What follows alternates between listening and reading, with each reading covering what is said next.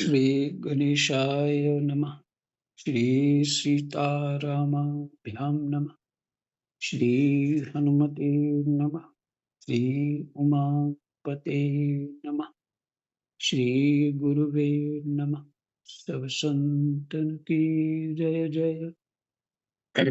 जय जय सीताराम। राधे श्याम।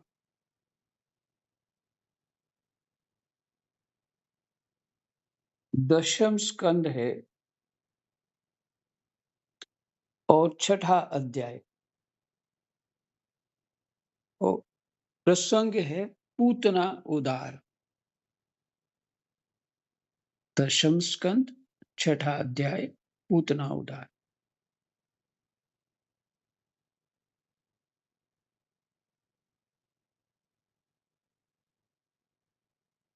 भगवान जो है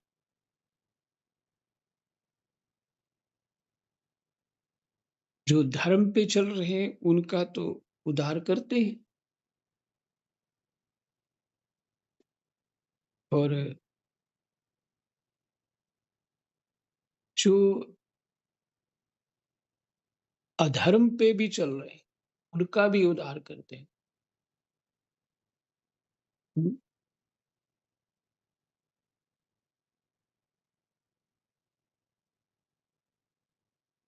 लेकिन कोई ना कोई कारण तो होगा।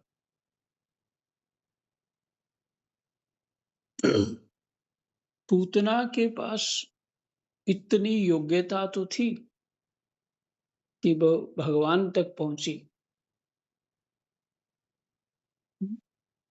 चाहे वो राक्षसी होके पहुंची पर पहुंची, उद्धार हुआ।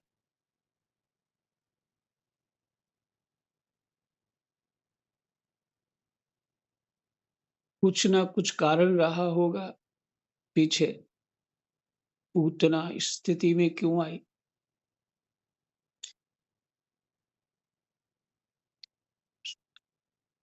क्योंकि सब सृष्टि में जब रचना हुई तब सभी जीव जो हंस रूप थे,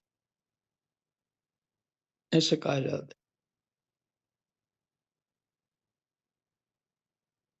आत्मा तो सब में है और वो सच्चित आनंद स्वरूप है, और संसार के जो गुण दोष हैं वो माया प्रदत्त हैं।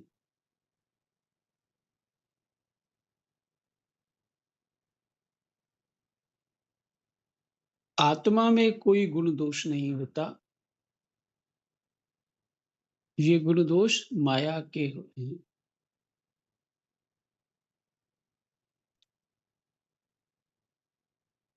गुण दोष जड़ता पे कार्य करते हैं, चेतनता पे नहीं। इसलिए जो भगवान में अच्छी तरह मनोयोग कर चुके हैं, वो ना किसी की प्रशंसा से प्रसन्न होते हैं और ना किसी निंदा से। यहाँ तक कि पीछे आपने पाठ सुना, द्रौपदी ने अपने 5 पुत्रों के लिए अश्वत्थामा को क्षमा कर दिया। माता देवकी वसुदेव जी ने अपने 8 पुत्रों के लिए क्षमा कर दिया।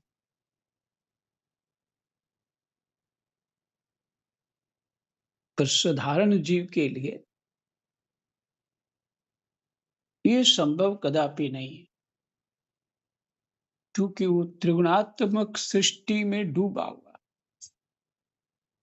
शरीर को लेकर ही सब कुछ वो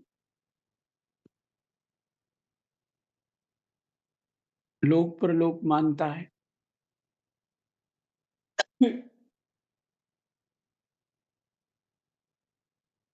उसके लिए संसार ही सब कुछ है।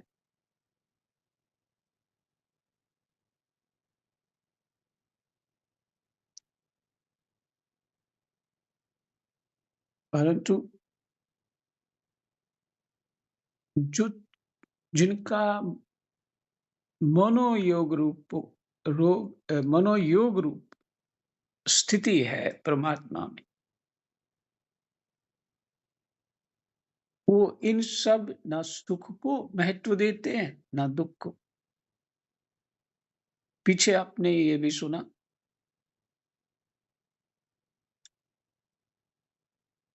कि संसार एक वृक्ष है और इसमें फल जो लगते हैं वो सुख दुख लगता।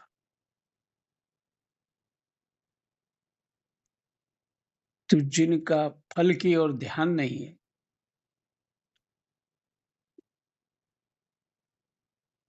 उसको वृक्ष की भी आवश्यकता नहीं है।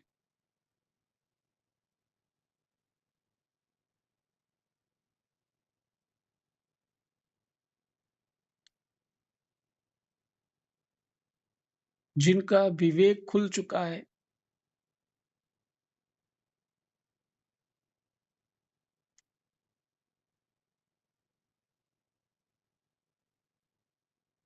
उस अपने को सच्चित आनंद ही मानते हैं। हुँ, परमात्मा का अंश ही मानते हैं। हुँ, गोस्वामी तो भक्ति स्वरूप है उनका, गोस्वामी जी की जो साधना, तो देखिए उसमें भी उन्होंने अंशमान है आत्मा का।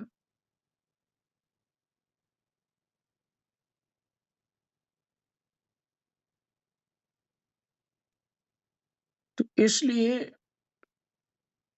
भगवान को दुष्ट का भी उद्धार करना।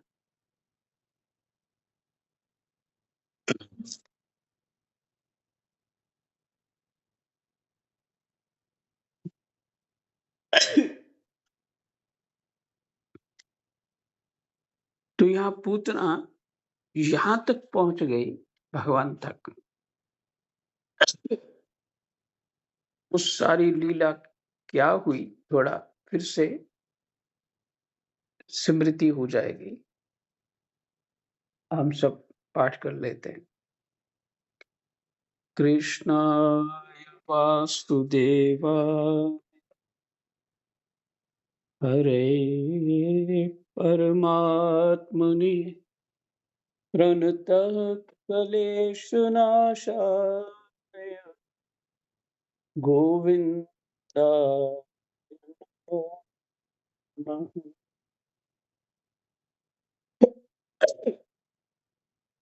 श्री सुखदेव जी कहते हैं, परीक्षित, नंद बाबा जब मथुरा से चले तब रास्ते में विचार करने लगे कि वसुदेव जी का कथन झूठा नहीं हो सकता। इससे उनके मन में उत्पात होने की आशंका हो गई। तब उन्होंने मन ही मन भगवान ही शरण है,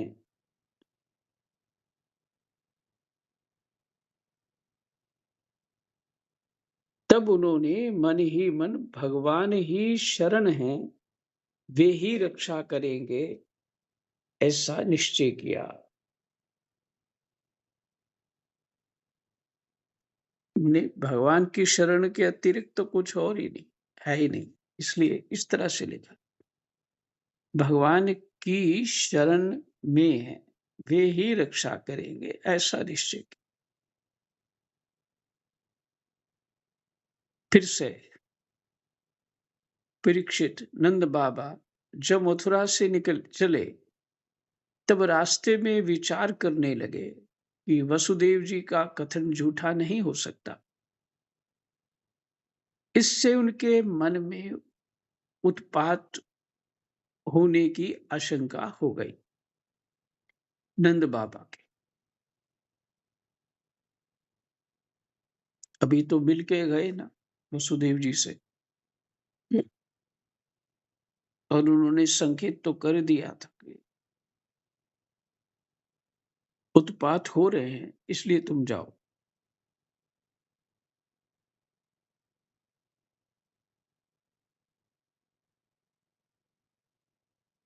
पूतना नाम की एक बड़ी क्रूर राक्षसी थी। उसका एक ही काम था, बच्चों को मारना। कंस की आज्ञा से वह नगर, ग्राम और अहीरों की बस्तियों में बच्चों को मारने के लिए घूमा करती थी।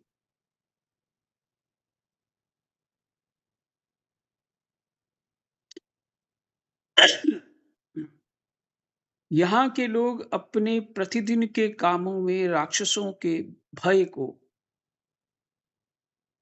दूर भगाने वाले भक्तवत्सल भगवान के नाम, गुण और लीलाओं का श्रवण, कीर्तन और स्मरण नहीं करते, वहीं ऐसी राक्षसियों का बल चलता है।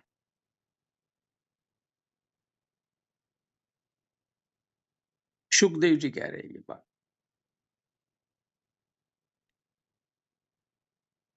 वह पूतना आकाश मार्ग से चल सकती थी, अर्थात वो उड़ सकती थी और अपनी इच्छा के अनुसार रूप भी बना लेती थी। एक दिन नंद बाबा के गोकुल के पास आकर उसने माया से अपने को एक सुंदरी युवती बना लिया और गोकुल के भीतर घुस गई। उसने बड़ा सुंदर रूप बनाया था। उसकी चोटियों में बेले के फूल गुंदे हुए थे। सुंदर वस्त्र पहने हुए थी। जब उसके कर्णफूल हिलते थे, तब उनकी चमक से मुख की और लटकी हुई अलकें और भी शोभायमान हो जाती थी। उसके नितंब और कुछ कलश ऊंचे ऊंचे थे और कमर पतली थी।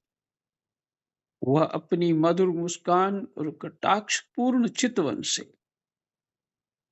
ब्रजवासियों का चित चुरा रही थी। उस रूपवती रमणी को हाथ में कमल लेकर आते देख गोपियां ऐसी उत्प्रेक्षा करने लगी, मानो स्वयं लक्ष्मी जी अपने पति का दर्शन करने के लिए आ रही हैं।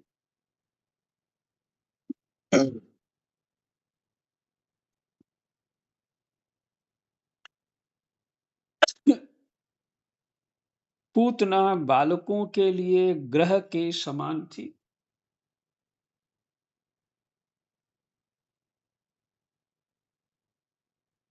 वह इधर उधर बालकों को ढूंढती हुई अनायास ही नंद बाबा के घर में घुस घुस गई। वहां उसने देखा कि बालक श्री कृष्ण शैया पर सोए हुए हैं। परीक्षित, भगवान श्री कृष्ण दुष्टों के काल हैं।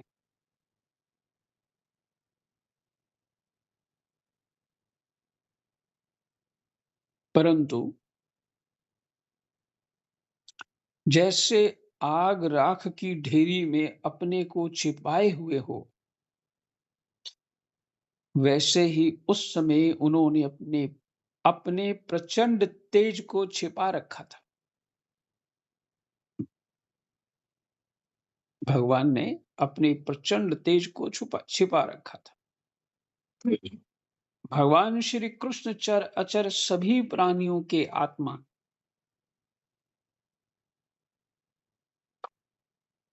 इसलिए उन्होंने उसी क्षण जान लिया कि यह बच्चों को मार डालने वाला पूतना ग्रह है और अपने नेत्र बंद कर लिए।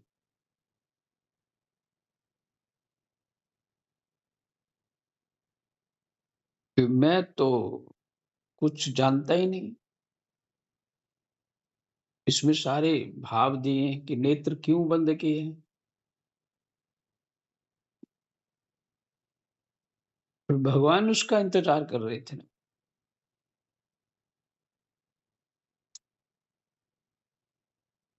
अब बच्चों को मारने के लिए तो कंस ने सब जगह उसको भेज रहे थे, राक्षसों को।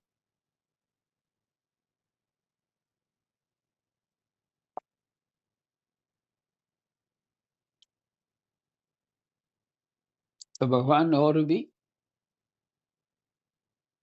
आंखें बंद करके प्रतीक्षा कर रहे हैं।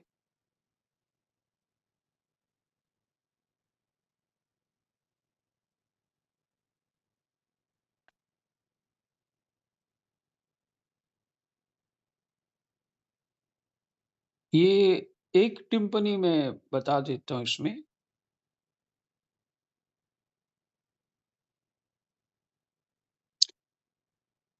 श्री मद भल्लवाचार्य ने सुबोधनी में कहा है, अविद्या ही पूतना है।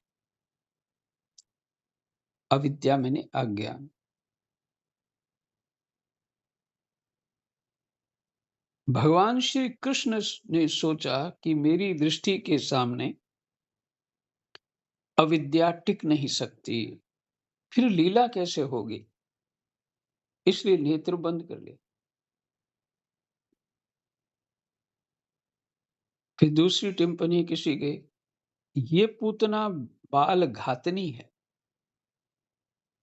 पूतना भी नयति, ये पवित्र बाल को भी ले जाती है। ऐसा जघन्य कृत्य करने वाली का मुंह नहीं देखना चाहिए, इसलिए नेत्र बंद कर लिए।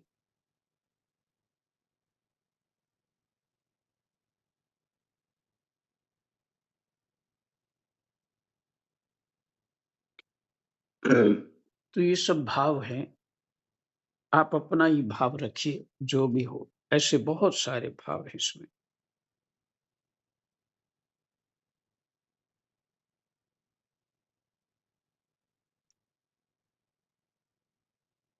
मैंने ऊपर पढ़ा, जैसे आग राख की ढेर में अपने को छिपाए हुए हो, वैसे ही उस समय उन्होंने अपने प्रचंड तेज को छिपा रखा था, भगवान कृष्ण ने।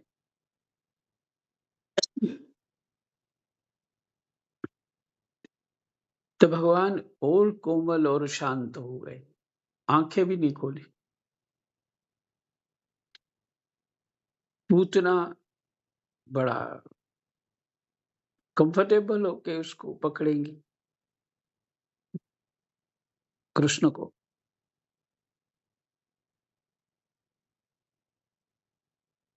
तो मेरी दृष्टि से इसलिए आंखें बंद कर ली उन्होंने। मुझे ऐसा भाव है। भगवान श्री कृष्ण चर अचर सभी प्राणियों के आत्मा, ये विचार करने वाली बात है। जो दुष्टता करता है उसकी भी आत्मा है।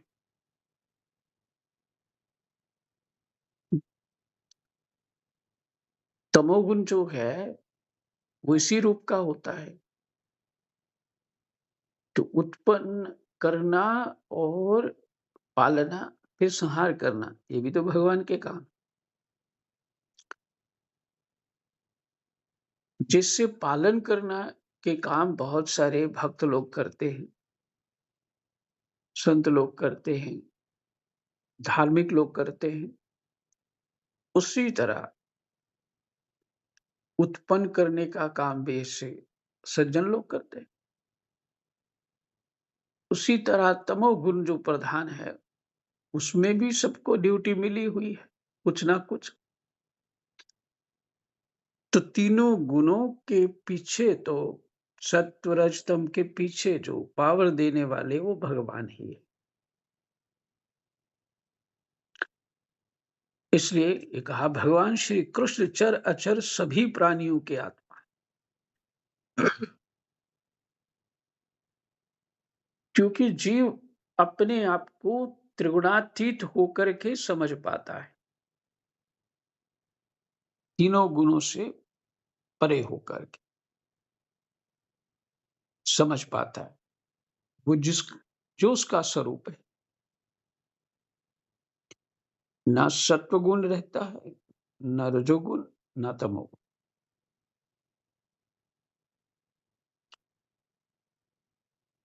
यहां तक तो पहुंचना ही है हमको।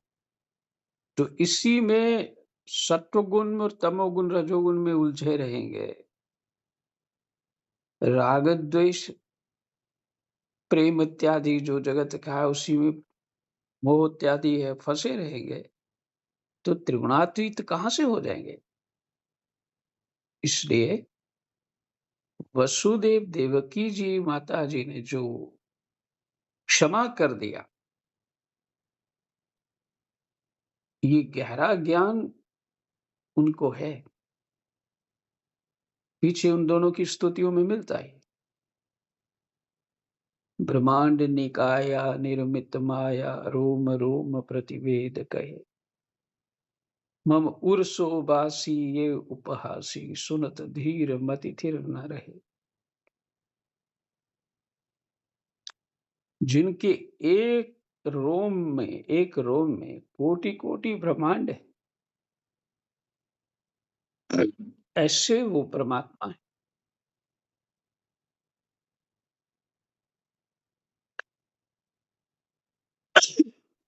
और ये ब्रह्मांड उनकी प्रकृति बनाती है, उनकी माया, योग माया बनाती है। भगवान कुछ नहीं करते। बहुत पुरानी कहावत है।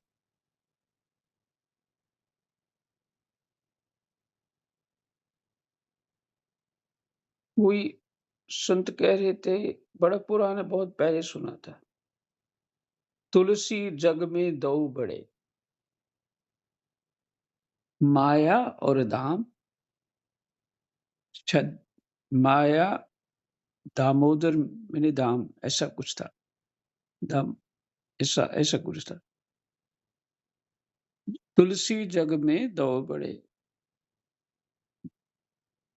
दामोदर और दाम। दाम कहेंगे तो भी माया है। दामोदर तो बैठे रहे, दाम करे सब काम। हाँ, दाम ही थे।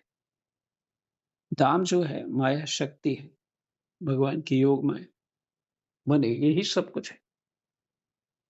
पैसे की महिमा नहीं कह रहा हूं मैं, प्रकृति की दृष्टि से ही सब कह रहा हूं।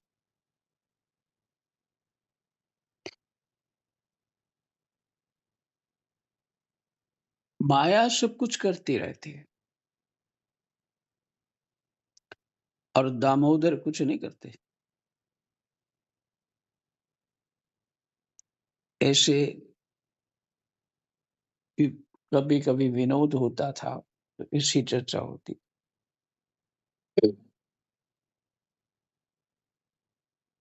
तो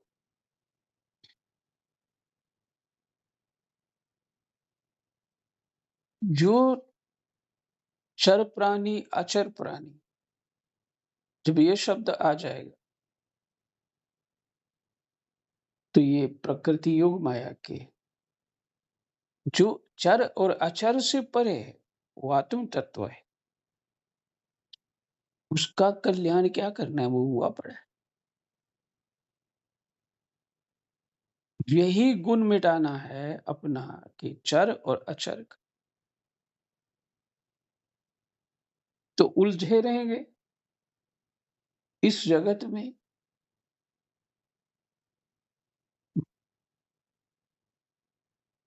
कभी लोक धर्म में,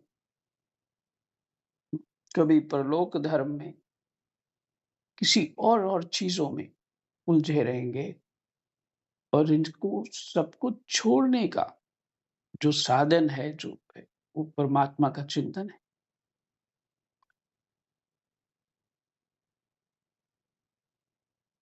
जो गुरु लोग आप सबको बताते, जब उसमें चित्त समाहित हो जाएगा तो अपने स्वरूप को प्राप्त हो जाएंगे।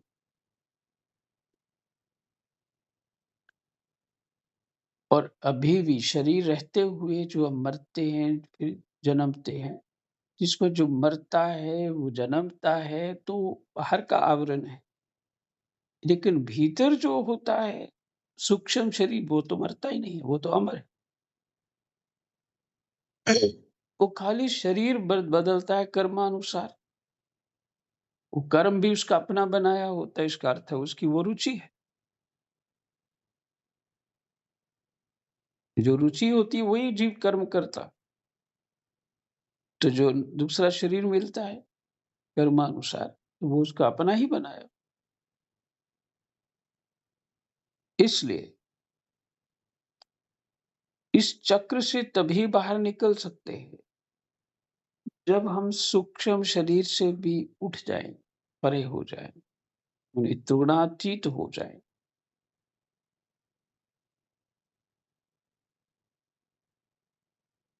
एक तो ज्ञान है, दूसरा भक्ति। दोनों में तद्रूपता प्राप्त होती है। और भृंगी कीट का तो प्रसंग आपने सुन ही रखा। जो चिंतन करेंगे वही रूप हो जाएंगे। सीधा सरल उपाय।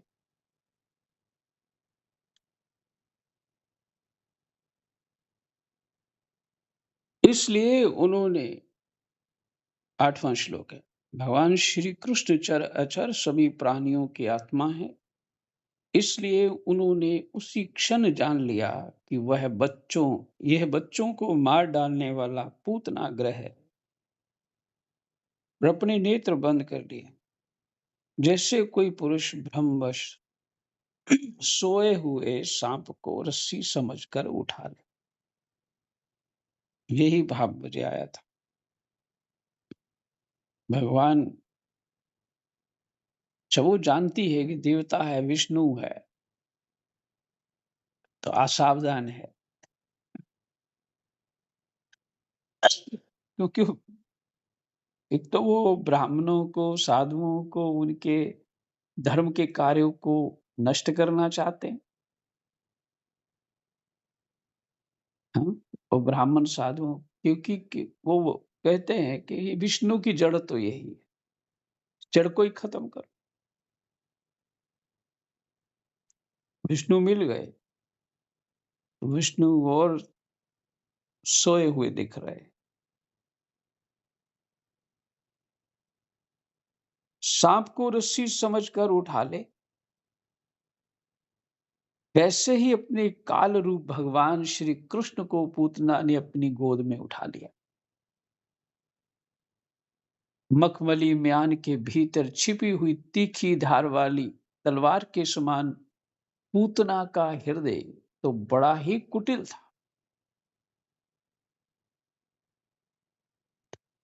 किंतु ऊपर से वह बहुत मधुर और सुंदर।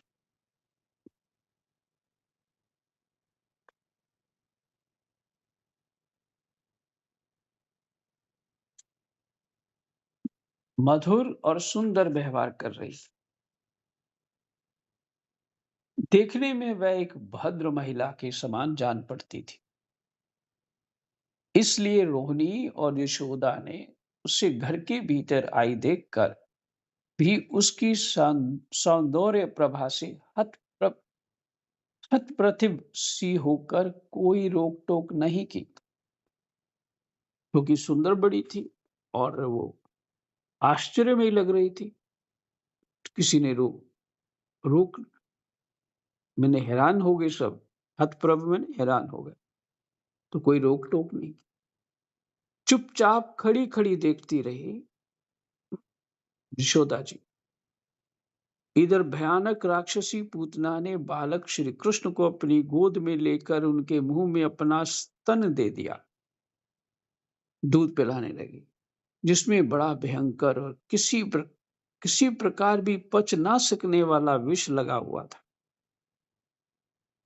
स्तन के ऊपर बच्चे दूध पीते हैं तो हाँ, मुझे बहुत याद आया। मेरे सबसे छोटा भाई, वो मुझे याद है, वो जिद करता था माता जी की दूध पीना है, बार बार जो तो बड़ा हो रहा था, तो उन्होंने एक कुनीन करके दवाई आती थी, मुंह पर लगा देते थे, तो फिर धीरे धीरे कड़वा लगने लगा तो उसने छोड़ दिया। तो यहाँ देखिए, पूतना ने उपाय किया, तो विष लगा दिया, सर भयंकर विष, कि जिससे छूने मात्र से जैसे बहुत स्ट्रांग है तो मुंह में ही जाएगा वो। जिसमें बड़ा भयंकर और किसी प्रकार भी पच ना सकने वाला विष लगा हुआ था। भगवान ने क्रोध को अपना साथी बनाया और दोनों हाथों से उसके स्तनों को जोर से दबाकर उसके प्राणों के साथ उसका दूध पीने लगे। भगवान को क्या फर्क पड़ता है विष से? विष की जो क्षमता है, शक्ति है, उसका जो प्रभाव है, वो परमात्मा के कारण। अमृत में जो क्षमता है, गुण है, प्रभाव है, उसमें भी परमात्मा का ही कारण है। पीछे आपने सुना, विराट पुरुष तो बन गया, लेकिन वो उठा नहीं। जब भगवान ने प्रवेश किया तो उठ उठ खड़ा हो गए। उसी तरह जगत के बाहर भीतर अणु अणु परमाणु कितना भी सूक्ष्म, उसमें परमात्मा की सत्ता के बिना तो कुछ है ही नहीं।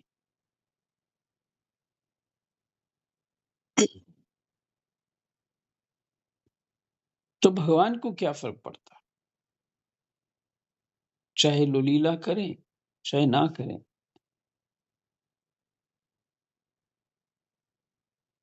तो भगवान उसके विष के लगा हुआ था, विष लगा हुआ था, और भगवान ने क्रोध को अपना साथी बनाया और दोनों हाथों से उसके स्तनों को जोर से दबाकर उसके प्राणों के साथ उसका दूध पीने लगे। वे उसका दूध पीने लगे और उनका साथी क्रोध प्राण पीने लगा। ये ब्रैकेट में लिखा है, ये अपना भाव है उनका, जो उसकी हिंदी कर रहा है उसका भाव है। वो भी महापुरुष हैं, बहुत महापुरुषों ने मिलकर के इसके गीता प्रेस गोरखपुर में इसकी ये हिंदी अर्थ किया है, संस्कृत का, जो पढ़ रहे हैं हम ग्रंथ। ये वास्तव में ये संस्कृत में है, पर संस्कृत सबको समझ नहीं आती, लेकिन इसकी ट्रांसलेशन पढ़ रहे हैं।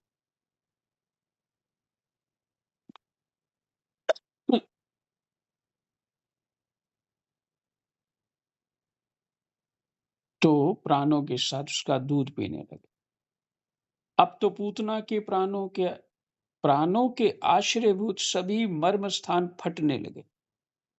वह पुकारने लगी, अरे छोड़ दे, छोड़ दे, अब बस कर। वह बार बार अपने हाथ और पैर पटक पटक कर रोने लगी। उसके नेत्र नेत्र उलट गए, उसका सारा शरीर पसीने से लथपथ हो गया।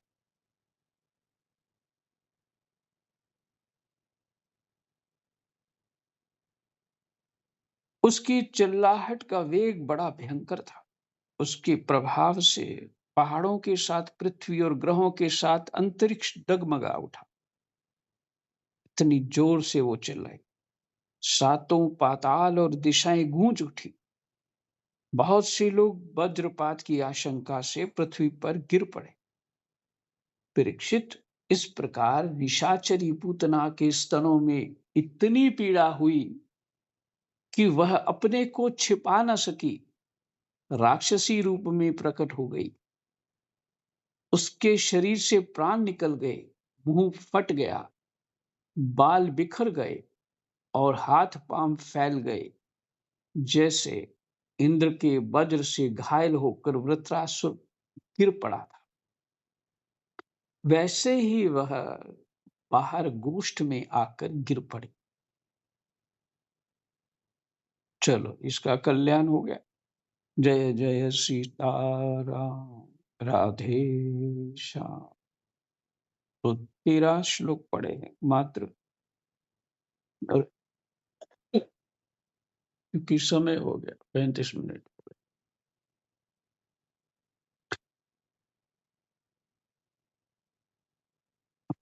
दुष्टता करके परमात्मा के पास गई तो दुष्टता का जो फल होता है वही मिलेगा। प्रेम करके परमात्मा के पास पहुँचेंगे तो प्रेम का फल मिलेगा। और दोनों रूपों में भगवान उधार ही कर रहे हैं। तो अपनी जो इच्छा हो उसके अनुसार करिए। कृष्णाय वासुदेवाय हरे परमात्मने प्रणतः क्लेशनाशाय गोविन्दाय नमो नमः। जय जय श्री राम।